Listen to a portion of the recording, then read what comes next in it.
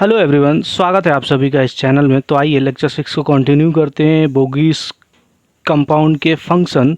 लेकिन उससे पहले एक छोटा सा रिक्वेस्ट है कि आप चैनल को सब्सक्राइब करके घंटी को प्रेस कर दीजिए, जिससे आप हमसे कनेक्ट हो जाएं और आने वाले सारे अपडेट्स आपको टाइम टू टाइम मिलते रहें। तो चलिए शुरू करते हैं। क्या है बोगीज कंपाउंड के फंक्शन। बोगीज कंपाउंड जो कि हम देख चुके हैं लेक्चर नंबर 5 में कि क्लिंकर्स से कैसे बोगीज कंपाउंड उसमें कंपोनेंट होते हैं। अगर अभी तक आपने नहीं देखा है तो जाके प्लीज़ उस लेक्चर को देखिए। लेक्चर नंबर 5 में सारी बातें हम लोग कर चुके हैं। लेक्चर नंबर 2 में मैन्युफैक्चरिंग ऑफ सीमेंट से हमने देखा था कि क्या होता है, कैसे होता है, उन सारी चीज़ों को हम डिस्कस कर चुके हैं। तो देखेंगे कौन कौन से कंपोनेंट होते हैं हमारे। तो पहला है dicalcium silicate, tricalcium silicate, tricalcium aluminate, tetra aluminate ferrite. इन सारे का एब्रीविएशन हमने देखा था। डाइकैल्शियम सिलिकेट को हम क्या बोलते थे? C2S बोलते थे। ट्राइकैल्शियम सिलिकेट को हम C3S बोलते थे। ट्राइकैल्शियम एल्यूमिनेट को हम C3A बोलते थे। टेट्रा कैल्शियम एल्यूमिनेट को C4AF। ये सब इसका एब्रीविएशन था, यानी शॉर्ट फॉर्म था। ये सब बोगीज कंपाउंड है, जैसे कि जो भी ऊपर दिए हुए हैं। ठीक है, नेक्स्ट हम बात करेंगे नेक्स्ट स्लाइड में, सबको सेपरेटली उसके फंक्शन को समझेंगे। सबसे पहला है ट्राई कैल्शियम एल्यूमिनेट। क्या होता है ट्राई कैल्शियम एल्यूमिनेट, जिसको हम एब्रीविएट करते थे किससे? C3A से। सबके फंक्शन को देखेंगे। तो ट्राइकैल्शियम एल्यूमिनेट सबसे फास्ट और रैपिड हाइड्रेटिंग बोगीज कंपाउंड। क्या होता है rapid hydrating bogie compound? Hydrating means hydrate होता है। जब भी सीमेंट वाटर के कांटेक्ट में आता है वो तुरंत हाइड्रेट होने लगता है, यानी उस रिएक्शन को हम क्या बोल देते हैं? हाइड्रेटिंग बोल देते हैं। वैसा रिएक्शन कैसा होता है? मीन्स वो एक्सोथर्मिक रिएक्शन होता है। मीन्स जैसे सीमेंट वाटर के कांटेक्ट में आता है वो क्या करता है? हीट इवॉल्व करता है। हीट इवॉल्व करता है मीन्स इसको, ऐसे रिएक्शन को हम क्या बोल देते हैं? हीट इवॉल्व करने वाले रिएक्शन को हम बोल देते हैं एक्सोथर्मिक रिएक्शन बोल देते हैं। ठीक है, एक्सोथर्मिक वो रिएक्शन जिससे हीट इवॉल्व हो। दो तरीके के रिएक्शन होते हैं, एक्सोथर्मिक और एंडोथर्मिक। एक्सोथर्मिक वो जिससे हीट इवॉल्व हो, एंडोथर्मिक वो जिसमें हमें हीट इन्वॉल्व करना पड़े, यानी देना पड़े।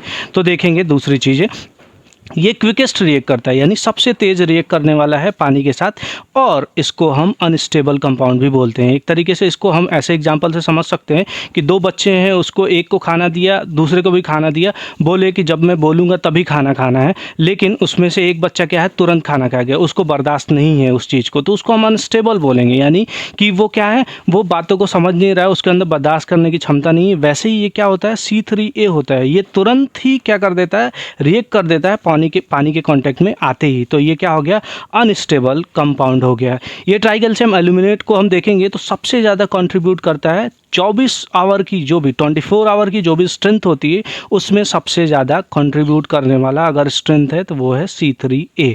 ठीक है, इसका हीट ऑफ हाइड्रेशन देखेंगे। हीट ऑफ हाइड्रेशन क्या, जो भी सीमेंट और वाटर के मिलने के बाद हीट इवॉल्व हो रहा है, जिसको हम एक्सोथर्मिक रिएक्शन कह रहे हैं, वो कितना निकलता है? 865 जूल पर ग्राम। नेक्स्ट हम देखेंगे कि नेक्स्ट जैसे है उसको हम बोलते हैं टेट्रा कैल्शियम एल्यूमिनेट फेराइट, यानी C4AF। C4AF जिसको हम एब्रीवेट करते हैं टेट्रा कैल्शियम एल्यूमिनेट फेराइट से, यानी C4AF। ये क्या होता है? ये कम्प्लीटली स्टेबल कंपाउंड होता है, किसके मुकाबले? C3A के मुकाबले। ठीक है, it complete its hydration at earliest because lesser in quantity. ये सबसे तेज, जो भी चारों बोगीज कंपाउंड है उन चारों में से सबसे तेज खत्म करने वाला अपना हाइड्रेशन कौन होता है? ये तो आपका C4AF होता है। मीन सबसे तेज। क्यों सबसे तेज खत्म करता है? क्योंकि ये लेसर क्वांटिटी में होता है। जो भी चीज़ कम मात्रा में होगी, सपोज दैट कि उसी बच्चे को आप दो बच्चे हैं, उनमें से जिसके पास कम खाना होगा वो जल्दी खाना खत्म करेगा, जिसके पास ज़्यादा खाना होगा वो, भले ही दोनों की स्पीड सेम हो, जिसके पास ज़्यादा खाना होगा वो तेज़ी से खत्म करेगा। तो ऐसे हम समझ सकते हैं हाइड्रेशन क्या होता है, C4AF का लेसर क्वान्टिटी में होने के कारण जल्दी से, यानी कि क्विकेस्ट वे में ख़त्म हो जाता है। It contribute very less strength, है ना। ये क्या करता है, सीमेंट में जो स्ट्रेंथ अपना प्रोवाइड करता है वो बहुत कम कर देता है। हालांकि इसकी हीट ऑफ हाइड्रेशन की बात करें तो वो अच्छा खासा होता है, 465 जूल पर ग्राम। पहले वाले में C3A में हमने क्या देखा था, 865 जूल पर ग्राम। नेक्स्ट देखते हैं हम, नेक्स्ट क्या है, नेक्स्ट ट्राई कैल्शियम सिलिकेट, यानी ट्राइकैल्शियम सिलिकेट यानी C3S। ये ट्राई कैल्शियम सिलिकेट है। ये क्या करता है, 28 दिन में जो आने वाले स्ट्रेंथ है उसमें मैक्सिमम अपना कंट्रीब्यूशन देता है उस सीमेंट में। It contribute maximum in early strength. ये अर्ली वाले स्ट्रेंथ, यानी शुरू के 28 दिन के जो स्ट्रेंथ होते हैं उनमें अगर सबसे ज़्यादा कोई भागीदार होता है स्ट्रेंथ में तो वो होता है C3S। It contribute in both, early strength में भी करता है और लेटर में भी, यानी प्रोग्रेसिव के साथ भी रहता है। जैसे जैसे डे आगे बढ़ते रहते हैं, 20 डेज़ के बाद ही, 28 डेज के बाद भी स्ट्रेंथ आते हैं, उसमें भी वो इम्पार्ट करता है। इसका हीट ऑफ हाइड्रेशन देखे थे 500 जूल पर ग्राम। हालांकि पहले वाले में हमने क्या देखा है, C3। यहाँ से अगर हम हीट ऑफ हाइड्रेशन की बात करें तो सबसे ज़्यादा हीट ऑफ हाइड्रेशन कौन प्रोवाइड कर रहा है, वो कर रहा है C3A कर रहा है। कितना कर रहा है, 865 जूल पर ग्राम, जो सबसे पहले हमने देखा था। उसके बाद कौन सा कर रहा है, सेकेंड मोस्ट, वो कर रहा है C3S कर रहा है। ठीक है, फिर उसके बाद कौन सा कर रहा है, C4A। इसका भी हम देखेंगे कि कैसे होता है, क्या होता है। उससे पहले हम देखेंगे चौथे वाले कंपोनेंट को कि क्या है। तो ट्राई कैल्शियम सिलिकेट को देख लिया हमने, ठीक है, ये 500 जूल पर ग्राम देता है। फिर डाई कैल्शियम सिलिकेट को, इसको सबसे लेट में पढ़ने का मकसद ये था कि ये प्रोग्रेसिव स्ट्रेंथ को देता है, यानी लंबे समय तक, लंबी रेस का घोड़ा है ये लंबे समय तक टिकता है। It contribute in progressive strength, ये क्या करता है, जैसे जैसे आगे बढ़ता जाता है डेज, यानी जितना ओल्डर होता जाता है वैसे वैसे ये अपना स्ट्रेंथ बढ़ाता जाता है। It also contribute in ultimate, ultimate means ये लंबे रेस का घोड़ा है। मीन्स एक तरीके से ऐसे हम समझ सकते हैं, जितने भी पीछे हमने देखे वो सब क्या है कि खरगोश वाली चाल चल रहे हैं, ये क्या है, कछुआ वाली चाल चल रहा है। भले धीरे धीरे चलेगा लेकिन आपको रेस जिता के जाएगा, यानी कि ये अल्टीमेट स्ट्रेंथ में इम्पार्ट करता है। इसका हाइड्रेटिंग स्लो है, ठीक है, यानी इसे हम क्या बोल देते हैं, स्लो हाइड्रेटिंग कंपाउंड। इसका हीट ऑफ हाइड्रेशन कितना है, 260 जूल पर ग्राम, बस इससे ज़्यादा नहीं। ठीक है, तो हम अगर इसके सीक्वेंस की बात करें, यानी ऑर्डर क्या है हीट ऑफ हाइड्रेशन का, तो हीट ऑफ हाइड्रेशन का ऑर्डर जैसे कि हमने 3 में देखा वैसे ही इधर भी देख सकते हैं। तो सबसे ज़्यादा हमें हीट ऑफ हाइड्रेशन किसका मिल रहा है, C3A का मिल रहा है, जो 865 था। फिर उसके बाद C3S का, फिर उसके बाद C4AF का, फिर सबसे लास्ट में जो लंबी रेस का घोड़ा है वो कौन सा है, C2S। यानी ये हमारा ऑर्डर बनने वाला है हीट ऑफ हाइड्रेशन का।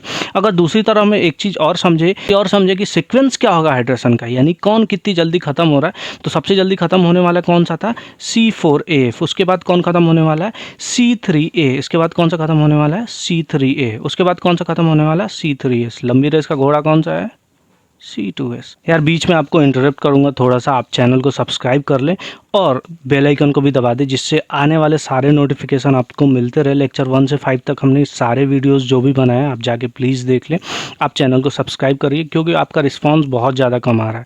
अगर कहीं से भी मेरा एफर्ट कम लग रहा है आप, तो प्लीज़ कमेंट बॉक्स में मेंशन कीजिए कि क्या हम इम्प्रूव कर सकते हैं। आइए नेक्स्ट देखते हैं हीट ऑफ हाइड्रेशन का ऑर्डर, जिसको हम समझ चुके हैं। इसको हम सिर्फ लिख देते हैं कि क्या है। इसको हम जानते हैं कि पहले वाले में क्या आया था हमारा, 865 जूल पर ग्राम। तो जूल पर ग्राम, इसका कितना आया था, 500। ये कितना था,